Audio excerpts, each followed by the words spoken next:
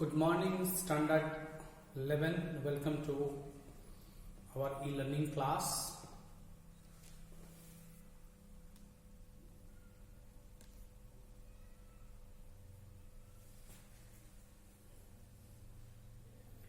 Okay, let us continue our discussion on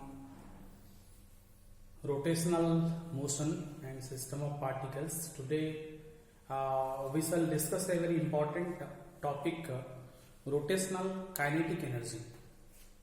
Normally, when a body of mass m moves with a velocity v, तो kinetic energy, linear kinetic energy, what you say, linear kinetic energy, जैसे कोई body move कर रहा है, any body which is moving possesses kinetic energy. Kinetic energy का formula, if you recall, it is 1/2 mv square, half mv square kinetic energy.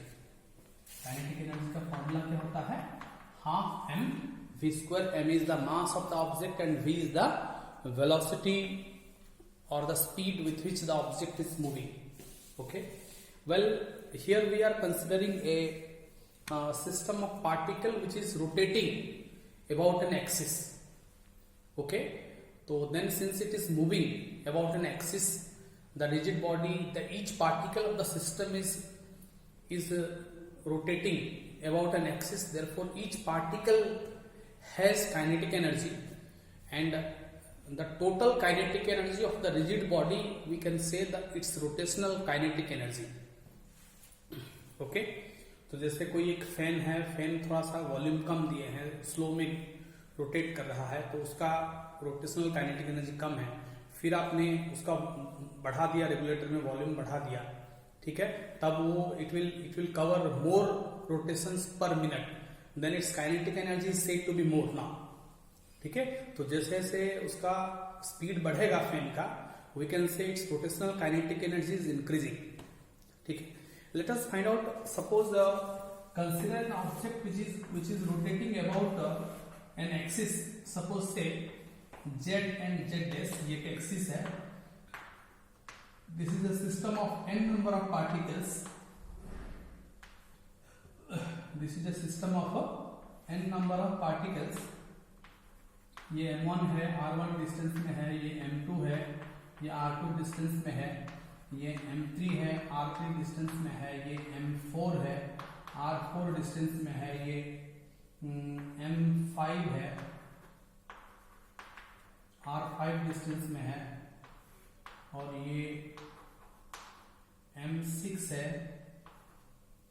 ठीक है, जो कि r6 डिस्टेंस में है, और ये m7 है, जो कि r7 डिस्टेंस में है. ठीक है. ये consider a rigid body, consider a rigid body rotating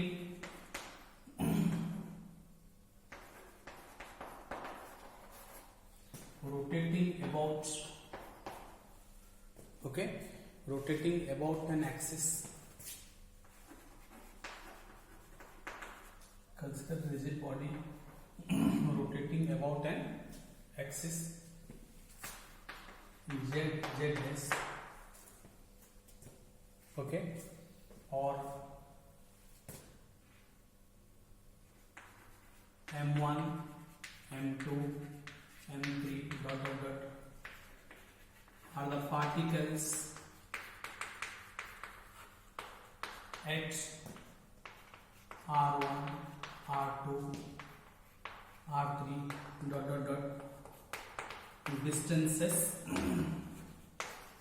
from the axis. कितना डिस्टेंस में है ये? ठीक है. ये m1 r1 डिस्टेंस में है, m2 r2 डिस्टेंस में है, m3 r3 डिस्टेंस में है. तो पूरा n number of particles are there. ठीक है. m1 m2 m3 like that. Okay. तो देखिए, ये m1 जो कि बहुत क्लोज भी है, तो ये जितना टाइम में एक रिवॉल्यूशन कंप्लीट कर लेगा, ठीक है, ये 2 पाई रेडियन कवर करेगा एक रोटेशन के बाद. m2 पार्टिकल थोड़ा सा ज्यादा डिस्टेंस में भी होगा, तो उसके लिए उतना टाइम में वो भी एक रोटेशन कंप्लीट कर लेगा. इसका मतलब है कि in time t, all the particles after completing one rotation will cover 2 pi radian. तो इसका मतलब है कि इसका एंगुलर स्पीड कांस्टेंट है, सभी पार्टिकल का एंगुलर स्पीड क्या है, कांस्टेंट है, ठीक है। तो omega is equal to the angular speed, okay, of particles, ठीक है। और देखिए इसमें एक चीज है कि जैसे v1 है, v2 है, v3 है, dot dot are the linear speeds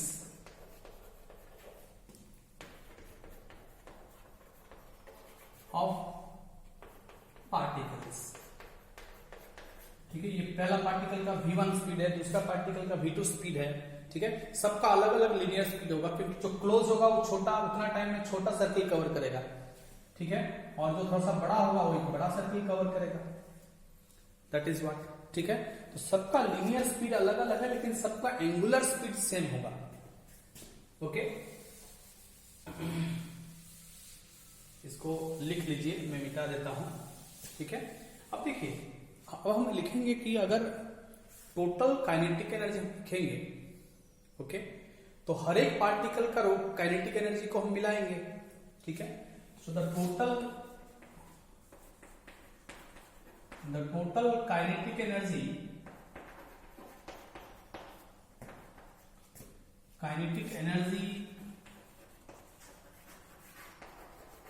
of all particles, rigid body का काइनेटिक एनर्जी होगा, सारा पार्टिकल का जो भी काइनेटिक एनर्जी होगा वो रिजिड बॉडी का काइनेटिक एनर्जी कहलाएगा, ठीक है। तो ये कितना हो जाएगा, ये हो जाएगा पहला पार्टिकल का हाफ m1 v1 स्क्वायर, ठीक है, दूसरा पार्टिकल का हाफ m2 v2 स्क्वायर, तीसरा पार्टिकल का plus half m3 v3 square plus dot dot dot, last में क्या होगा, half mn vn, nth particle का मास mn है, उसका स्पीड vn है, तो हो गया ये टोटल काइनेटिक एनर्जी। पहला हाफ m स्क्वायर पहला पार्टिकल का, हाफ m2 v2 स्क्वायर दूसरा पार्टिकल का। तो हर एक पार्टिकल जो रोटेशनल मोशन में रिवॉल्व कर रहा है उसका एक लीनियर वेलोसिटी है, उसका हमने काइनेटिक एनर्जी को ऐड कर दिया है, ठीक।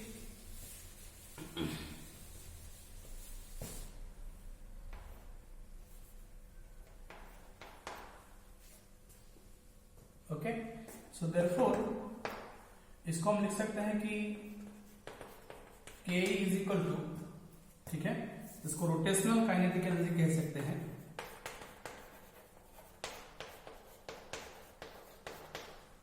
काइनेटिक एनर्जी,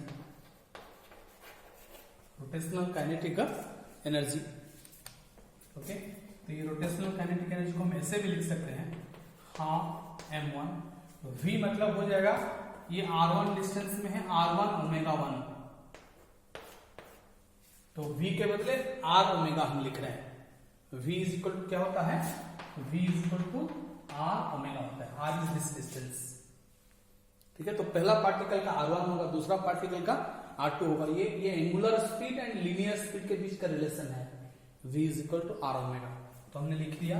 तो ये r1 square plus half m2 r2 square into omega square plus dot dot dot, last particle का क्या होगा, half mn rn square into omega square. सारा पार्टिकल का एंगुलर स्पीड ओमेगा ही है, वो कॉमन ले सकते हैं, okay, that can be taken as common. You just note it down, I will rub it. So that rotational kinetic energy is equal to half m1 r1 omega 1 square, half m2 r2 omega r2 square omega 2 square plus dot dot dot last particle का half mn rn square into omega square।